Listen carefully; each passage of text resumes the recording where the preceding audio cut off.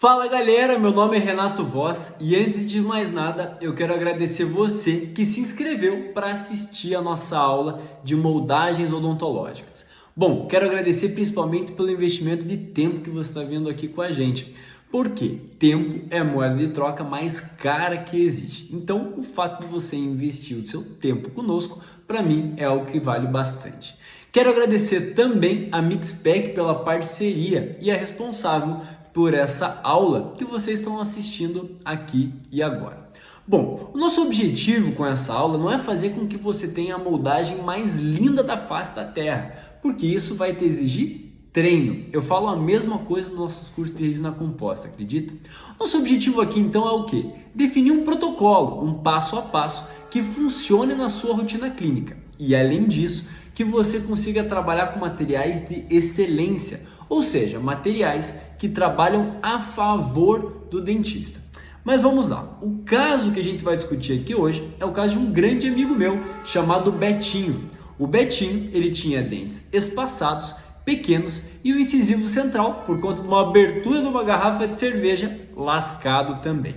Nós tínhamos a opção de fazer laminados cerâmicos ou trabalhar com resina composta. Só que o Betinho estava indo morar fora do Brasil, em uma região onde ele teria dificuldade de ter acesso a assistências de odontologia de maneira geral. Então nós entendemos que talvez a cerâmica odontológica seria um material que daria menos manutenção. E por conta disso, seguimos por esse viés. Bom, o nosso passo a passo com o caso do Betinho foi o seguinte: nós fizemos um molde de precisão e trabalhamos com silicone por adição. Nós articulamos esse modelo e fizemos um enceramento diagnóstico. Bom, baseado nesse enceramento diagnóstico, foi possível fazer um mock-up. Para quem trabalha com cerâmica odontológica, isso aqui já é rotina. Para quem não trabalha ainda, vale a pena assistir essa sequência aqui. Bom, quando nós fazemos um mock-up, nós temos uma noção de estética, nós temos uma noção de fonética, mas nós temos também uma noção de preparo. Então dá uma olhada que coisa interessante. Nós utilizamos uma ponta diamantada anelada, em que onde eu tenho diamante tem corte, aonde tenho apenas a haste de metal eu não tenho corte. Então eu consigo trabalhar ela na vestibular, por exemplo, do incisivo central, e quando eu removo então esse mock-up, esse provisório, aquele desgaste da ponta anelada vai ter um desgaste preciso de 0,3, 0,6, 0,9, de acordo com a ponta que você adquirir, você consegue ler na descrição. Fizemos a utilização de uma ponta diamantada esférica para a definição do término, tanto cervical como também do término proximal, mesial e distal. Existem alguns professores e também clínicos que trabalham sem essa delimitação prévia, mas particularmente eu, talvez até por uma dificuldade minha, tenho por preferência trabalhar uma diamantada esférica na proximal e cervical primeiro, delimitando o meu preparo, tanto para que eu consiga observar, como também o meu laboratório de prótese, quando receber o molde em silicone por condensação ou, principalmente, que é a minha preferência, silicone por adição. Legal. Apesar de você não trabalhar com pontas esféricas, uma ponta troncocônica ou torpedo, ela é fundamental para um preparo de laminados cerâmicos, de facetas odontológicas. Então, nós utilizamos ela em toda a vestibular e tivemos como objetivo 3 coisas que o professor Rafael Monte Alto sempre coloca, que é eu ter um bom término, um término bem delimitado, eu tenho espaço para que a faceta ela consiga assentar e não ficar para fora, não ficar em excesso.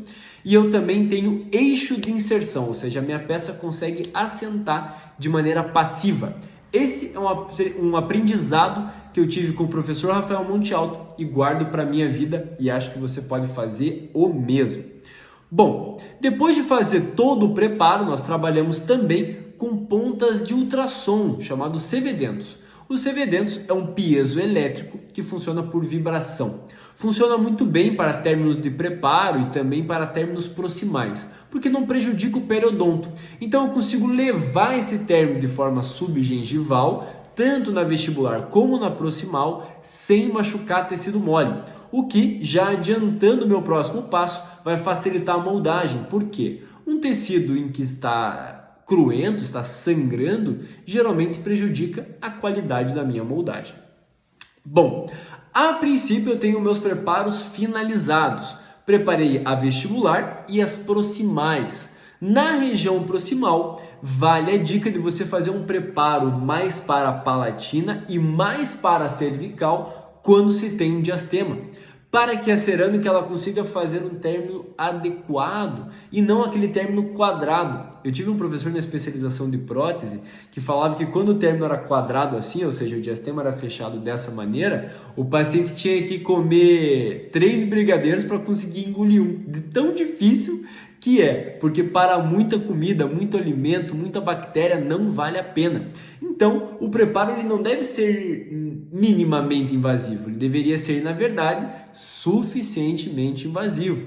Ou seja, o suficiente para que você consiga devolver estética, mas também saúde e função para aquele dente que você está restaurando ou reabilitando. Legal.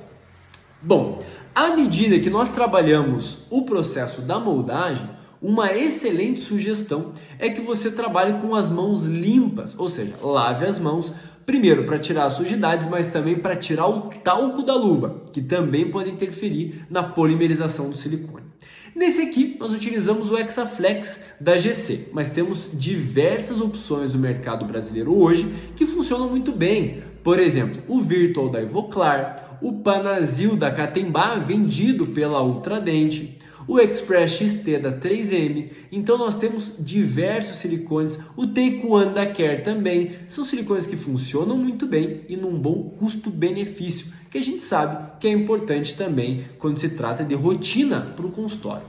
Bom, uma dica muito legal para que você consiga criar um término bonito, um término bem copiado e também toda a face que vai ser restaurada, é que você crie um alívio adequado nesse silicone. E eu posso fazer isso de algumas maneiras. Por exemplo, eu posso, no momento do silicone pesado, colocar um papel grau, certo? Ou aquele papel de isolamento que vinha o isolamento absoluto antigamente, lembra disso? É uma opção. Posso também, no momento de levar o silicone pesado, fazer uma manipulação para frente e para trás, para um lado e para o outro. Muito antigamente utilizava-se também bastante fresas, não era isso? Para tirar os excessos. Mas aqui a dica que eu quero dar para você é a seguinte: trabalhe com papel alumínio. Essa é uma dica que eu aprendi com o professor Rogério Marcondes. O professor Rogério Marcondes me deu uma dica e essa aqui eu guardei para o resto da vida. O silicone por adição fluido, para ele ter o melhor poder de cópia, ele precisa de uma espessura homogênea, de mais ou menos 2 milímetros. Como é que eu consigo atingir uma espessura homogênea de 2 milímetros? Bem, sacudindo a moldagem, talvez eu não consiga. Colocando um papel grau, tão pouco. Mas com papel alumínio dobrado 8 vezes, se você medir a espessura dele, você vai ter uma espessura de 2 milímetros. Qual que é o grande barato, então, de você utilizar o papel alumínio? Que além dele ter 2 milímetros, eu consigo colocá-lo, adaptá-lo no dente. E se você já usou papel alumínio para alguma coisa, você vai concordar comigo que ele toma o formato que você quiser. Ou seja, se você quiser dar um formato triangular, ele fica. Se você quer dar um quadrado, ele fica. Se você quiser conformar o dente com ele, ele também fica. Então é exatamente o que nós fazemos. Colocamos o papel alumínio no dente ou nos dentes que nós pretendemos moldar e fazemos a cópia com o silicone pesado. Bem, essa cópia com o silicone pesado deve ter um tempo de polimerização. Geralmente o dentista, para saber se está polimerizado ou não o silicone, ele usa um instrumento que Deus deu, que nós chamamos de unha. É ou não é?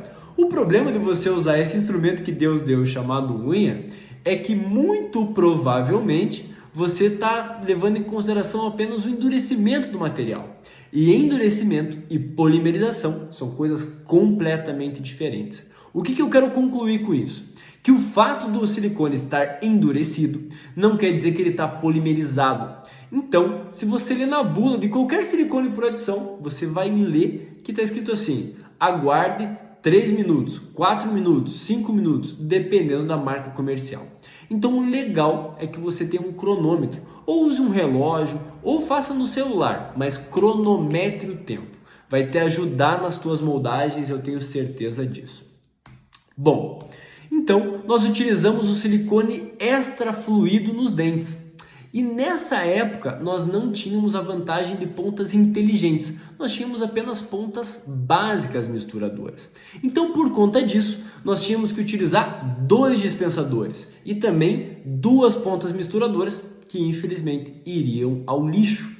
Por conta disso, o que nós fazíamos então? Colocávamos o silicone extra fluido no dente, certo? E depois colocávamos o silicone regular no molde de silicone pesado. Ou seja, a gente tinha que estar com 2 pistolas, eu tinha que estar com 2 ponteiras. E por que isso é tão interessante? Porque se você trabalha com 2 densidades de silicone, a tendência é que o silicone regular empurre o silicone extra fluido mais para dentro do sulco e você consiga então uma cópia mais interessante. Não é legal? Bom, então dá uma olhada. À medida que eu fiz a cópia do silicone pesado, eu aguardei o tempo de polimerização, coloquei o silicone fluido no dente e coloquei o silicone regular na moldeira. E aí eu obtive uma cópia bastante interessante. Veja só, até aí tudo bem. A dica que eu quero dar para vocês é a seguinte: antigamente a gente utilizava pontas deste tamanho, eram pontas grandes, mas era o que nós tínhamos. E o que a gente pensava muitas vezes? Pô, vou fazer um aproveitamento melhor, eu vou colocar o silicone numa placa, eu vou manipular esse silicone e vou colocar numa seringa. Veja, não faz sentido, porque o quanto você perde na seringa é muito maior. E numa ponteira grande, da mesma forma. Então a conclusão que a gente teve a partir de então é que utilizar uma ponta inteligente, como por exemplo a T-Mixer, faz muito mais sentido. Porque eu vou trabalhar com uma ponta muito menor, ou seja, ela consegue fazer a automistura de uma maneira mais inteligente, então eu preciso de um comprimento menor e um menor material que eu vou perder quando esse silicone quando essa ponteira for desperdiçada, sim? E eu vou ter uma mistura homogênea dos materiais, com certeza. Agora, a ponta que eu mais tenho utilizado hoje é a ponta chamada T-Mixer Colibri Plus Breakable. Bem, por que eu acho que ela funciona tão bem? Primeiro, porque ela já vem com uma ponta extra fina, exatamente com o objetivo da gente colocar esse silicone no fundo do sulco. Facilita o processo, principalmente numa haste metálica em que eu consigo conformá-la para o formato que eu acho mais interessante. Pô, então isso eu acho uma grande sacada, porque facilita o processo. Muito bem, mas à medida que eu trabalho com essa ponta, eu tenho que tirar e colocar outra para poder desperdiçar ou dispensar, melhor dizendo, material sobre o silicone pesado e daí fazer a cópia? Não, porque ele também tem uma outra tecnologia de facilidade de quebra, certo? Então eu consigo tirar essa parte metálica e eu consigo então dispensar mais material, por exemplo, quando eu estou colocando dentro do meu molde de silicone pesado. Então eu quero compartilhar com vocês aqui um vídeo exatamente com essa técnica. Olha só, nós colocamos o silicone pesado, o que foi usado de alívio aqui foi um acetato, mas poderia muito bem ser também um papel alumínio. Tiramos esse acetato que a paciente usava para proteger da sensibilidade, certo? E depois colocamos o fio retrator ou mesmo o fio afastador. O fio afastador que geralmente funciona muito bem aqui no Brasil é o fio afastador Ultra Pak, vendido pela Ultradente. Se você não tem nenhum, Ultra Pak 2 zeros e 3 zeros funciona super bem na maioria dos casos. E daí trabalhamos com o silicone então Panazil. E esse silicone Panazil nós colocamos no fundo do sulco de todos os dentes. Vale lembrar que esse material aqui, este caso que eu fiz, foi em parceria com o Dr. Carlos Biasi, um grande amigo meu aqui de Curitiba, e vale a pena a gente colocar também. Bom, você percebeu que nós tiramos aquela parte metálica do extremo dela, nós quebramos a parte metálica e preenchemos de silicone fluido com uma rapidez muito maior e utilizando apenas uma ponta misturadora, o que facilita o processo, diminui os custos e melhora o seu resultado. Muito bem, então a minha sugestão a você é que se você ainda não experimentou uma ponta que tenha tecnologia, você está perdendo, porque a grande vantagem é você ter um excelente resultado. E ao invés de você ter que usar duas pontas ou no meio do caminho sair tendo que tesourar a ponta amarela para poder jogar um pouco mais de silicone na moldeira, eu acho que essa ponta, como a T-Mixer Colibri Plus Breakable, certo? Vendida pela Mixpac, ela funciona muito bem para esse tipo de situação. Bom, além disso, você vai ter pontas semelhantes, porém de tamanhos menores, para utilização, por exemplo, de cimento resinoso e por aí vai. Legal? Outra grande sacada da Mixpac é a pistola dispensadora, ou dispensador, como eles gostam de chamar. Esse dispensador ele traz uma grande vantagem. A empunhadura dele faz com que você consiga dispensar o material, ou seja, apertar a pistola com uma facilidade muito maior do que um dispensador convencional. E qual que é a vantagem disso? Veja, eu não sou uma pessoa que faz musculação, dá uma olhada, meu braço é fraco. Então eu percebia que quando eu utilizava uma pistola convencional, eu tinha que fazer muita força. E a tendência era eu tremer. Sempre que eu tremia, eu sabia que ali talvez a cópia não ficasse tão boa. Então um dispensador que funcione a seu favor, também nós entendemos que é um bom investimento para a sua rotina clínica. E o dispensador não é um material de consumo, ou seja, você não vai usar uma vez, você usa por um bom tempo. Então também é um material que vale o seu investimento. Só para a gente fechar o pacote, nós então fizemos a prova dessas peças, fizemos o tratamento, fizemos o isolamento absoluto, fizemos a cimentação das peças com resina composta aquecida, tiramos os excessos e assim o Betinho tinha os dentes como você está vendo agora e a partir do momento que nós cimentamos a peça, tivemos uma adaptação como essa. É lógico, uma adaptação como essa depende, primeiro, de um bom preparo, depois de um bom protético, fazendo uma boa cerâmica. Mas para que o bom protético possa fazer uma boa cerâmica e bem adaptada, uma boa moldagem deve acontecer. Então a moldagem na rotina de quem trabalha com prótese é algo rotineiro, é algo de todo dia. E se eu tenho um material que me facilita o processo, eu acho que é algo que faz sentido para mim.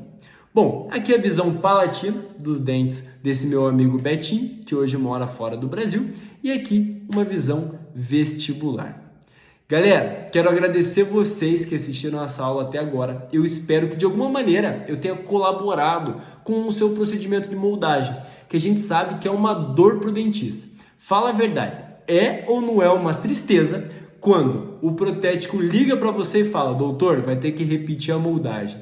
Aí você tem que ligar para o paciente tem que voltar para o consultório, você tem que tirar todos os provisórios, fio retrator em todo mundo, sem falar da anestesia, né? Fio retrator em todo mundo, molda novamente e aí provisório no paciente. Atrasa o processo, você gasta tempo e também gasta a sua confiança com o paciente. Galera, obrigado mais uma vez a todos vocês, obrigado a Mixpac, eu espero que vocês tenham gostado e até a próxima. E um grande abraço.